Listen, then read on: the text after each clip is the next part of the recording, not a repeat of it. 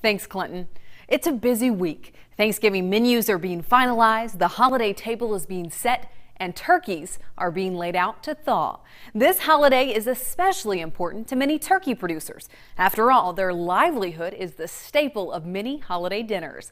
And because some turkey producers were able to weather the storm better than other livestock producers, this Thursday is one an Iowa turkey producer will be giving a lot of thanks.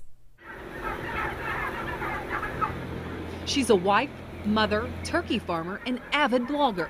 So as Katie Olthoff makes her rounds through her newly renovated barn in Stanhope, Iowa, surviving 2012 comes as a huge relief. Feed is one of our biggest input costs, and so when corn prices rise like they have this year, that definitely puts a strain on our farm. Farming can be extremely difficult in years like 2012 when Mother Nature doesn't provide a key ingredient to farming: moisture. As the crops in Iowa grew parched and struggled to get enough rain, Olthoff knew 2012 would be a difficult one for many livestock producers to endure. It's been more than just the drought. As the temperature skyrocketed this summer, the heat also threatened her flock. Overnight, one night, we lost 5% of one flock, which is a pretty huge loss for us overnight. So, and that it's because it didn't cool down overnight and the heat was just really hard on them. Despite those challenges, Olthoff has been able to cushion some of those potential losses through good management practices. We've tried really hard to minimize our inputs in other areas and tried to be very efficient and use the best management practices that we can to make sure that we have big, healthy birds going to market, and then that's going to help minimize any losses for us.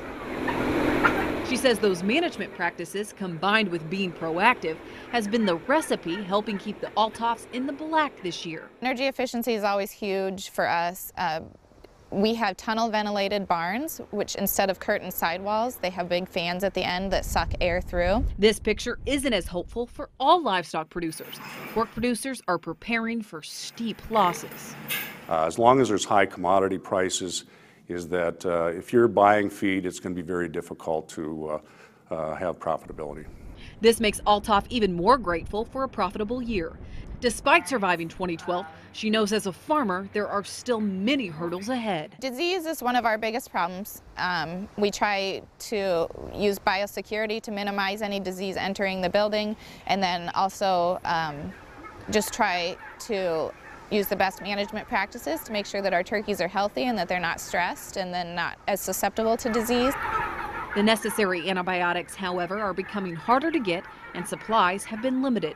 Olthoff says she believes in communication, educating generations removed from farming about how animals are raised and why tools like antibiotics are so essential to the health of the birds.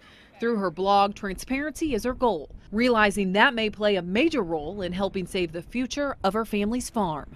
So I became really sensitive to that and concerned about that, and that's one of the reasons that I started blogging about our farm is to, I really wanted to share how we do things on our farm, how we make decisions on our farm, so that people know that we're making educated decisions and that we have food safety in interest, and that's always one of the big things that we take into consideration.